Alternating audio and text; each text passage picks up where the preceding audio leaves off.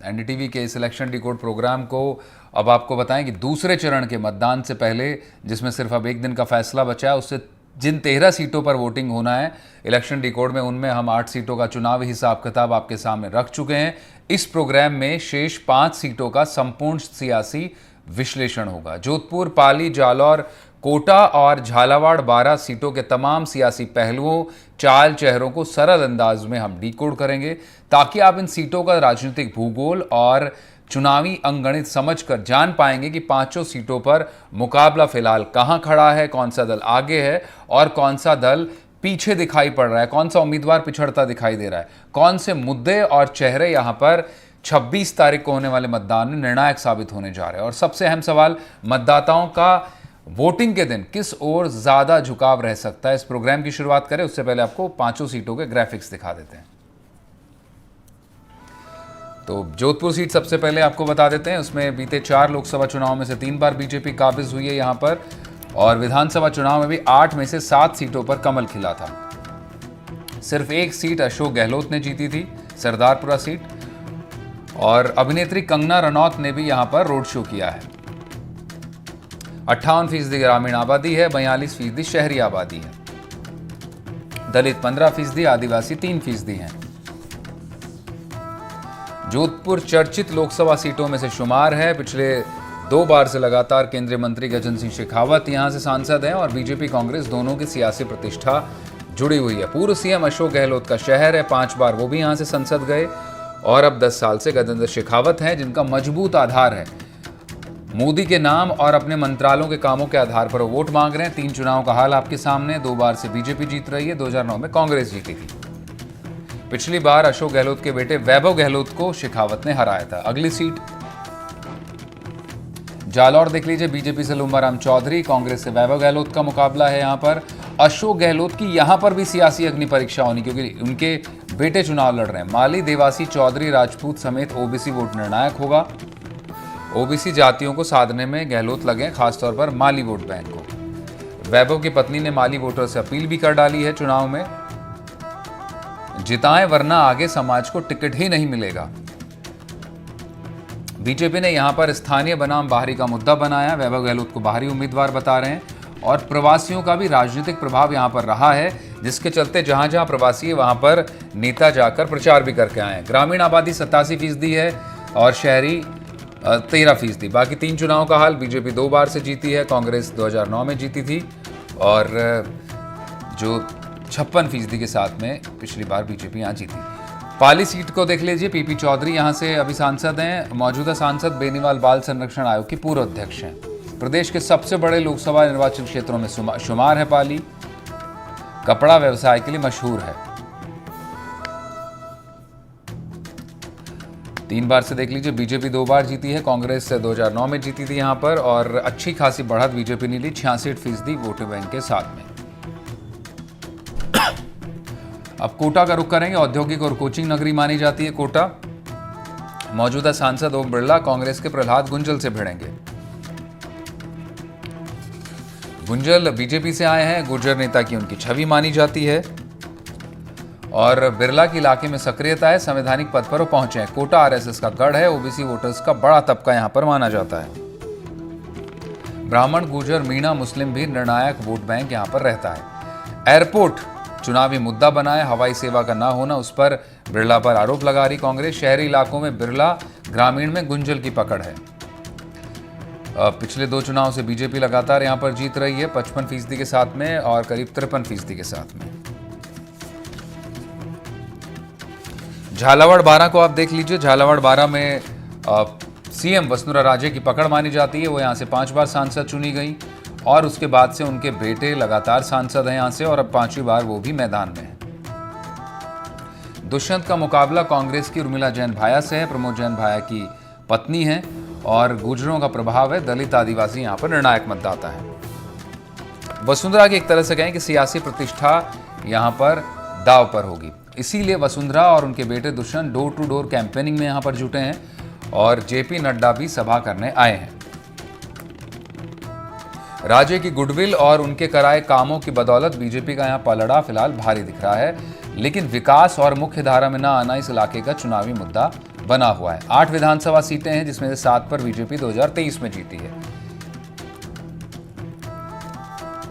ग्रामीण आबादी 87% है, 13% शहरी आबादी, यानी बड़ा ग्रामीण इलाका है। दलित यहाँ 20% हैं और आदिवासियों का अगर वोट बैंक की बात करें तो 15%, एक अच्छा खासा वोट चंक है। 35% दलित और आदिवासी हैं। तो मेहमानों का रुख करें उससे पहले आप देख लीजिए यहाँ पर लगातार बीजेपी जो है जीतती आ रही है और हमारे साथ मेहमान भी हमारे साथ जुड़ेंगे। शैलेश कौशिक बीजेपी के प्रवक्ता होंगे, प्रतीक सिंह कांग्रेस से और कमल कुमार टाक जो हमारे चुनाव विश्लेषक भी होंगे। पहले आप ही का रुख करेंगे शैलेश जी। 5 सीटों में से 4 सीटों पर आपने प्रत्याशी बरकरार रखे, हालांकि पहले चरण में आपने काफी ज्यादा संख्या में सांसदों के टिकट काटे थे। निश्चित तौर पर आपको इन सीटों पर जीत का भरोसा रहा होगा जिन पर आपने भरोसा जताया। जोधपुर में गजेंद्र शेखावत, कोटा में ओम बिरला, अपना कद साबित करने की चुनौती होगी। झालावाड़ में राज्य की सियासी प्रतिष्ठा दांव पर है। क्या डिसाइडिंग फैक्टर होगा? मोदी डिसाइडिंग फैक्टर होगा या जो चेहरे हैं जिन पर आपने भरोसा जताया है वो इतने काबिल हैं कि वो अपने आप चुनाव जीत लेंगे आपके यहां पर? देखिए, निश्चित रूप से आप एक बात मानिए कि डिसाइडिंग फैक्टर मोदी जी का जो 10 साल का काम है और स्थानीय सांसदों ने जो लगातार केंद्र सरकार की योजनाओं को अनवरत रूप से स्थानीय क्षेत्रों में अमली जामा पहनाया है, जो उनकी क्रियान्वित कराई है, उससे ही जनता भारतीय जनता पार्टी को वोट देगी, मोदी जी को वोट देगी और स्थानीय प्रत्याशी को वोट देगी। महत्वपूर्ण यह है कि जिस तरीके से राजस्थान में लगातार हम दौरे कर रहे हैं, जिस तरीके से जनता का समर्थन मिल रहा है और जिस तरीके से जनता चाहती है कि जो 10 साल में काम हुए हैं उन कामों को और आगे बढ़ाया जाए, इसके लिए जनता मोदी जी के बिल्कुल साथ है। और जो 5 लोकसभा की सीटों का आप गौर कर रहे हैं, जिनको आपने आज अपने विषय में लिया है, निश्चित रूप से 5 लोकसभा की सीट ऐसी हैं जो ऐतिहासिक रूप से हम पिछले चुनावों में लगातार 2-2, 3-3 बार, कई एक सीट को तो 4-4 बार से जीतते आ रहे हैं। इनमें देखिए, पाली की सीट है, कोटा की सीट है, झालावाड़ की सीट है, इनको बीजेपी का गढ़ माना जाता है। आप विधानसभा का भी देखेंगे तो विधानसभा में भी इन सीटों पर इतने अच्छे रिजल्ट आए हैं, तो हम निश्चित रूप से कह सकते हैं कि कहीं कोई ऐसी स्थिति नहीं है कि जहां मुकाबले की भी स्थिति हो। और बीजेपी इन 5 सीटों को पिछले बार से अधिक वोटों से और अधिक वोट के शेयर से जीतेगी। जी, आपका कहना है कि ज्यादा शेयर से आप जीतेंगे। हालांकि हमारे साथ कांग्रेस के प्रवक्ता होंगे, उनसे भी जवाब लेंगे। हमारे साथ कमल जी बीजेपी के स्पोक्स पर्सन कह रहे हैं कि पहले से भी ज्यादा मार्जिन से जीतेंगे। आप क्या मानते हैं, अगर इन 5 सीटों का एनालाइज करें, आपको नहीं लगता है कि ये चुनाव कई लिहाज से इन सीटों पर मायने इसलिए रखता है कि कोटा में सियासी रार का पर नतीजा देखा जाएगा, जालौर झालावाड़ में परिवार बचाने और गढ़ बचाने का चुनाव है। 5 सीटों का आप कैसे एनालाइज कर रहे हैं?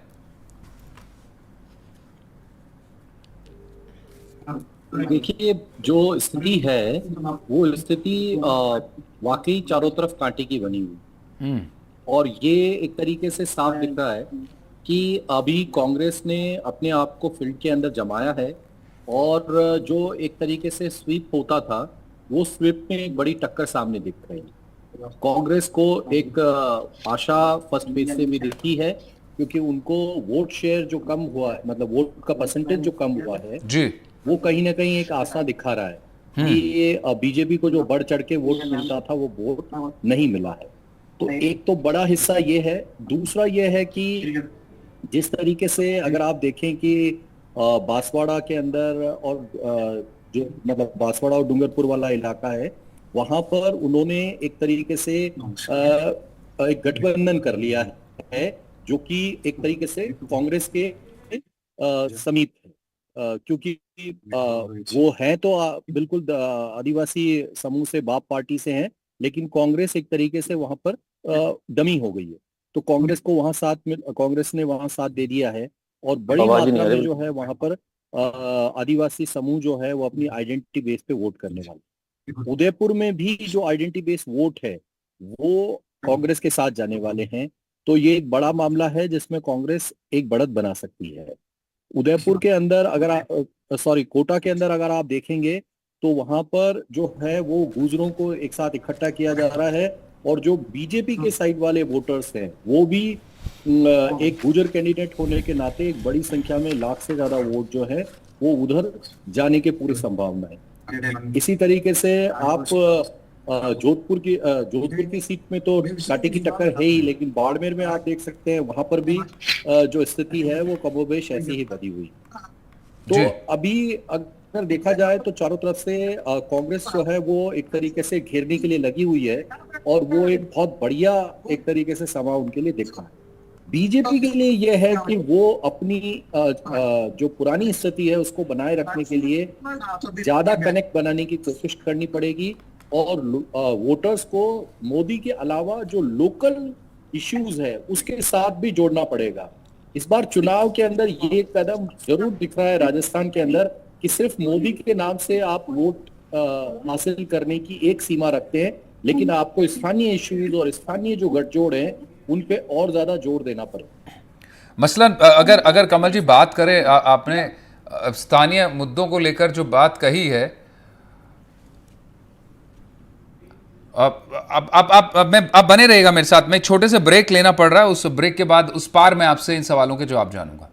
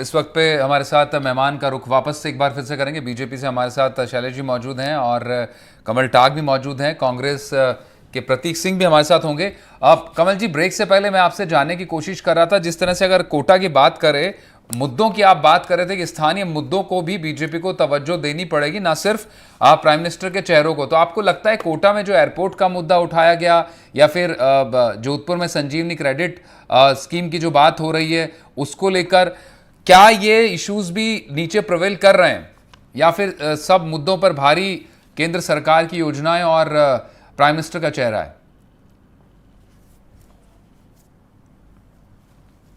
ये कहना बिल्कुल सही है कि प्राइम मिनिस्टर का चेहरा बड़ा चेहरा है, लेकिन क्योंकि वो एक बड़े लीडर हैं और उनका एक अपना अप्रोच है, लेकिन साथ साथ में आपको स्थानीय मुद्दों को देखना ही पड़ेगा, क्योंकि वैसे तो अगर आप जाके देखेंगे तो होता ये है कि वोटर्स क्या करते हैं कि आप जाओगे तो वो तो सीधी यही बात करेंगे, चाहे वो लोकसभा हो विधानसभा हो, सब हमारे यहाँ पर कचरा बहुत हो रहा है, साहब ये गंदगी पड़ी है, साहब ये रोड टूटी हुई है, तो उनकी तो बेसिक प्रॉब्लम्स ही आएगी। साहब पानी नहीं आता है, साहब बिजली पूरी नहीं आती है, जो भी छोटी मोटी प्रॉब्लम। सो आप ये कह नहीं सकते कि लोकल मुद्दे नहीं होते, कभी कभी भावनात्मक मुद्दे बहुत ज्यादा हावी हो जाते हैं, लेकिन इस बार के चुनाव में ऐसा कोई बहुत बड़ा मामला है नहीं। तो इसके अंदर यह है कि लोकल इश्यूज पर बढ़ चढ़ कर बात हो रही है और लोकल इश्यूज मायने रख रहे हैं। चलो, ये जो कि लोकतंत्र के लिए अच्छी निशानी है, लोकतंत्र के लिए अच्छा है कि लोग वोकल अपने मुद्दों को लेकर और खासतौर पर आकलन भी कर रहे हैं किन मुद्दों पर मतदान करना। अब देखना ही पड़ेगा कि ये इस तरह से मतदान, जो हालांकि पिछले 2 चुनाव से सिर्फ बीजेपी की तरफ से एक फेस पर वोट पड़ा, इस बार क्या होता है। प्रतीक भी हमारे साथ जुड़ चुके हैं। प्रतीक, स्थानीय बनाम बाहरी ये मुद्दा जोधपुर में भी आपको झेलना पड़ रहा है, जालौर में भी झेलना पड़ रहा है। एक तरह से जालौर, झालावाड़ कहें, कोटा और पाली, ये सब बीजेपी के गढ़ माने गए। जोधपुर कभी अशोक गहलोत का शहर था, अब उनकी पकड़ वाला इलाका था। अब इस चुनाव में तो कहा जा रहा है कि खुद जोधपुर छोड़कर चले गए, ध्यान सिर्फ जालौर पर है। हालांकि वहां उनकी सियासी अग्नि परीक्षा है, जोधपुर में भी है। आपको गांधी परिवार ने अकेला छोड़ दिया, ऐसा लग रहा है कि गहलोत को सिर्फ उनके एक सीट की फिक्र है, बाकी सचिन पायलट ने जिन लोगों को टिकट दिलवाए उन पर अब उनको स्टैब्लिश कराने या खुद की उनकी परीक्षा है, वहां फिक्र है। Congress as a whole unit क्यों नहीं दिखाई पड़ रही है? मनीष जी, सबसे पहले तो मैं आपको बता दूं कि जो दूसरे राउंड में जो वोटिंग होनी है, तो उसके अंदर आपने सारी जगह की चर्चा कर ली, एक टॉक सवाई माधोपुर की चर्चा नहीं की। क्योंकि टॉक सवाई माधोपुर से अभी एक खबर निकल करके आ रही है कि सुखबीर सिंह जौनपुरिया जी के जो समर्थक थे, उन्होंने दलित व्यक्ति की बारात को जाने से रोक दिया और बड़ी गहमागहमी हुई वहां पे। और उसके बाद में दलित समाज ने ये निर्णय लिया है कि बीजेपी को वोट नहीं दिया जाएगा।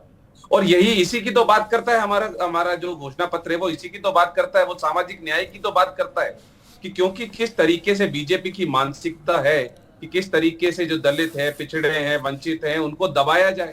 और ये सोच उनकी आज सुखबीर सिंह जौनपुरिया जी के जो समर्थक है उनके के बीच में भी दिखाई दी। तो इसका आपको जो आने वाले 26 तारीख को जो चुनाव है उसके अंदर देखने को मिलेगा।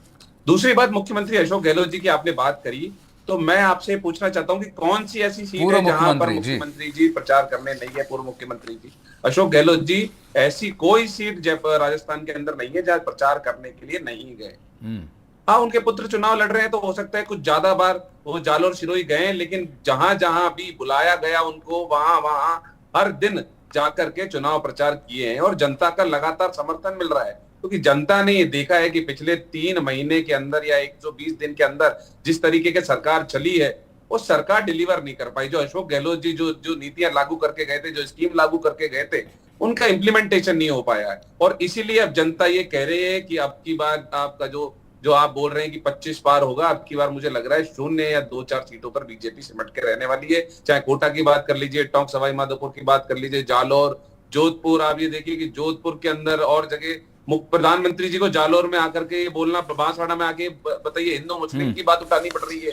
तो इस चीजों से पता लग रहा है कि कहीं ना कहीं पेच ढीला है, कहीं ना कहीं जो पकड़ है वो कमजोर है और जनता अब जो है वो कांग्रेस पार्टी के अंदर नहीं। तो क्या प्रतीक, हालांकि जिस सीट का आपने जिक्र किया टोंक सवाई माधोपुर, हमने उसको पहले डिस्कस कर चुके हैं हम पहले के एपिसोड प्रोग्राम्स में। अब मेरा आपसे सवाल ये था कि जो स्थानीय बनाम बाहरी का मुद्दा जोधपुर में कांग्रेस पर लगा रहे हैं और जालौर में खास तौर पर लगा रहे हैं, हालांकि बड़ा चेहरा अशोक गहलोत खुद वहां पर मौजूद है। मनीष जी, टोंक सवाई माधोपुर के सुखबीर सिंह जौनपुरिया के राजस्थान के रहने वाले, वो खबर हम दिखा रहे हैं, लेकिन मैं सिर्फ प्रतीक आपसे जानना ही चाह रहा हूं कि जो वोट शेयर का अगर आपसे, वो तो हरियाणा के रहने वाले हैं, वो तो राजस्थान के भी नहीं है। आप जालौर को अगर बाहरी कह रहे हैं, वो तो बगल के रहने वाले हैं। और ये सुखबीर सिंह जौनपुरिया तो हरियाणा के रहने वाले, वो तो राजस्थान के रहने वाले भी नहीं है। बताइए, तो आप उनको तो बाहरी नहीं बता रहे, आप बाहरी बता रहे हैं कि जालौर से अगर वैभव गहलोत नहीं। ये तो बीजेपी ये भी कह रही है प्रतीक की जो जब अशोक गहलोत खुद घोर जोधपुर के हैं, वहां उनका गढ़ रहा, उनका शहर है, उसके बावजूद उनको बाहर क्यों जाना पड़ा? क्यों वैभव गहलोत को उन्हें जालौर से लेकर जाना पड़ा? नरेंद्र मोदी जी वाराणसी क्यों गए चुनाव लड़ने के लिए? गुजरात से लड़ लेते, गुजरात से राजनीति करी, गुजरात से मुख्यमंत्री रहे।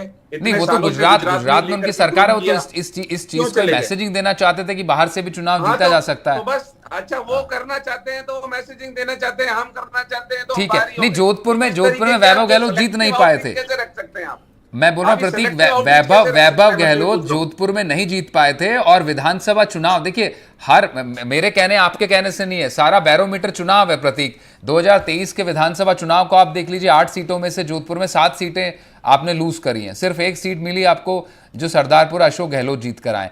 तो सियासी अर्थमेटिक तो आपको भली बात समझ आता है। मनीष जी, अब एक सवाल आपसे मैं पूछ लेता हूं, अटल बिहारी वाजपेयी ने अपना चुनाव कहां से लड़ा था और कहां से हारा था, बताइए। और क्या दोबारा उस सीट से दोबारा चुनाव लड़ा था कि अटल बिहारी वाजपेयी? नहीं, मैं मौजूदा डायनेमिक्स की बात कर, मैं डायनेमिक बिल्कुल किसी को भी राहुल गांधी 2 जगह से चुनाव लड़ते हैं, उसमें मैं वही बता रहा हूँ, राहुल गांधी भी 2 जगह से चुनाव लड़ते हैं, एक जगह से हार जाते हैं, एक जगह से जीत जाते हैं, वो अपनी मैं वही बता रहा हूँ अपनी। अगर बीजेपी करे तो वो सही है और कांग्रेस नहीं, मैं ये नहीं कह रहा हूँ कि बीजेपी कर रही है तो सही है, मैंने ये नहीं कहा। आरोप आप पर लग रहा है क्योंकि गहलोत की स्थिति जोधपुर में कमजोर हुई है। चुनाव लड़ रहे हैं तो वो सही है।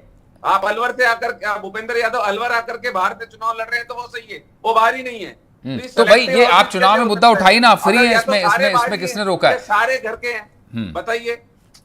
शैलेश जी, मैं आपसे सवाल ये लेना चाहूंगा कि जो कमल जी भी जिक्र कर रहे थे कि इस चुनाव में स्थानीय मुद्दे भी दिखाई पड़ रहे हैं और लोग वोकल भी हैं उन मुद्दों को लेकर, तो ये तो चुनौती है आपके लिए, क्योंकि भले ही आपने इन 5 सीटों में से देखें सिर्फ एक सीट पे टिकट बदला है, बाकी 4 पे आपके पुराने प्रत्याशी हैं, आपको ये चुनौती तो होगी। देखिए, कोई स्थानीय मुद्दा ऐसा नहीं है जिसको कि वर्तमान जो सांसद हैं उन्होंने छुआ नहीं हो। हर जो वहां की समस्या थी, केंद्र सरकार की योजनाओं के माध्यम से सबके निराकरण के लगातार प्रयास किए और लगातार उस जगह स्थानीय अपनी उपस्थिति सांसदों ने दर्ज कराई। यही कारण है कि इन सीटों पर कोई एक बार उससे नहीं जीत गए हम चुनाव। आप देखिए कि जोधपुर में पिछले लगातार 5 चुनावों में से 4 चुनाव हम जीते हैं।